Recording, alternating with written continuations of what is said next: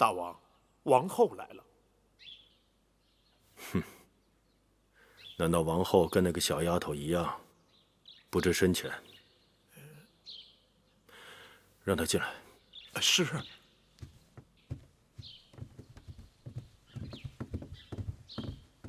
臣妾拜见大王。王后来此有何事啊？臣妾让从楚国来的乐伎们新排练了几支歌舞，想请大王闲暇时去清凉殿坐坐，换换心情。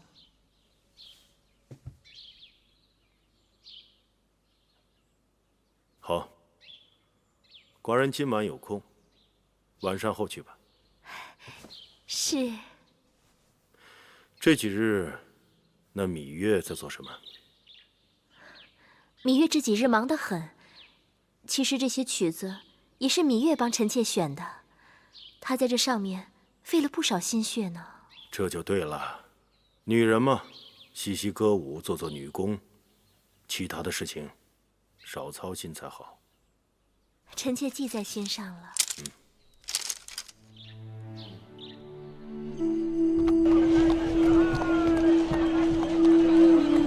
大人，魏國國君派使臣給大良造送來2馬車珠寶細軟，還有10個魏國美女。那使臣已經到了府上。魏國乃是我的母國，魏國國君3番5次差人送信來，想請我回國為相。但秦王對我格外倚重，眼下我在秦國也可謂是1人之下萬人之上，讓我棄秦投魏，着實很為難。大人，您看這些禮物該怎麼辦？這禮物嘛，當然也不好再退回去了。但凡有能報答魏國國君的事情，我還是會做的。是。魏王仁厚，待我恩榮並濟。秦魏聯姻之事終究未成，魏夫人也未能扶正，在下一直於心不安。哈，公孫先生不必自責，謀事在人，成事在天。魏王知道先生已經盡力了。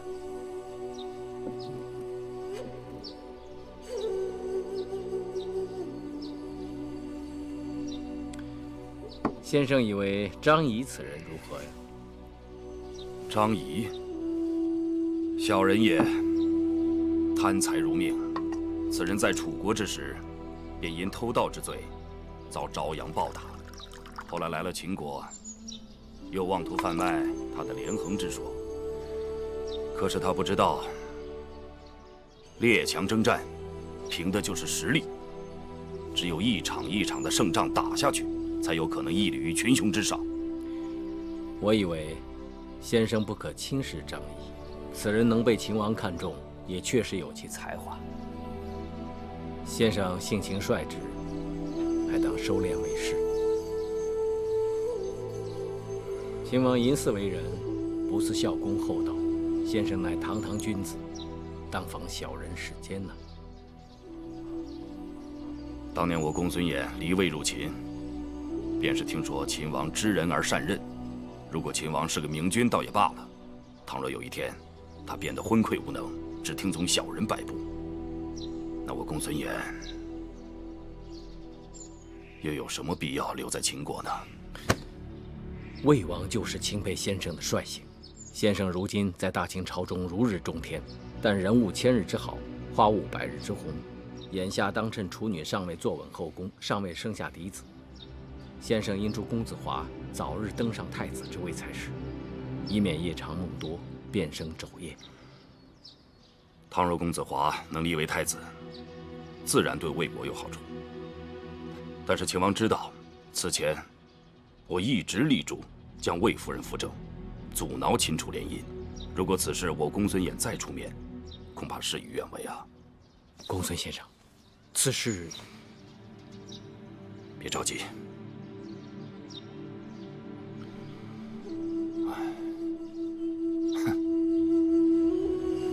那兒不還有一個貪財如命的張儀嗎？張儀此人一向做事都是誰給的錢多，就給誰出力。我看不如這樣，讓魏夫人去找張儀，由她提議立嬴華為太子，我來附議。如此一來，不就水到渠成了嗎？先生高明。姐姐，自从上次芈月被大王训斥之後，如今再也沒有人敢提那符節了。這一關我們總算是過去了。姐姐，眼下你應該把心思放在立太子的事情上了。先生信上說，要我們先疏通好自己的關係，該打點的千萬別小氣。別的還好說，就是那個張儀，我們與他素無來往，突然上門求他辦事，也不知道他好不好說話。不打緊的姐姐，那就是個貪財的家伙，我們多給他點兒，不就是了？妹妹說的有理。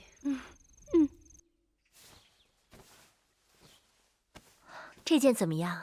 奴婢看王后穿這件紅色的最好看。这件紅色的是好看，但要是我說，這件杏黃色的更好看。妹妹，姐姐，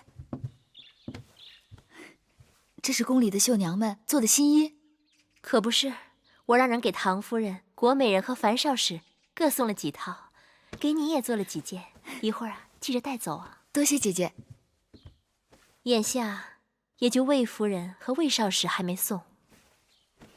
姐姐，還是給他們也送幾套吧，免得他們有聲閒話。我就是不想給他們送，你知道嗎？這陣子他們一直與我作對。我跟你說啊，好了，就這樣，你們把這東西都拿走吧。是。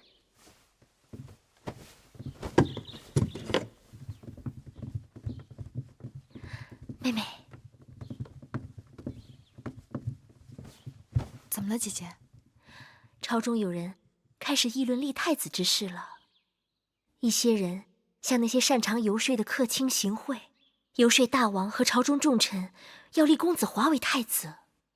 他們都是些什麼人？那些遊說之士，憑着3寸不爛之舌，遊走列國，呼風喚雨，攪起風雲無限。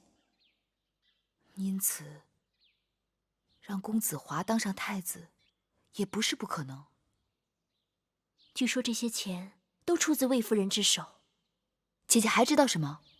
聽說魏夫人下重禮的人中，有那個最會遊說的客卿，叫張儀的。怎麼會是他？你當日被一渠人抓走，大王就是派他去遊說一渠的，用600車糧食把你換回來的。他的口舌功夫也由此在朝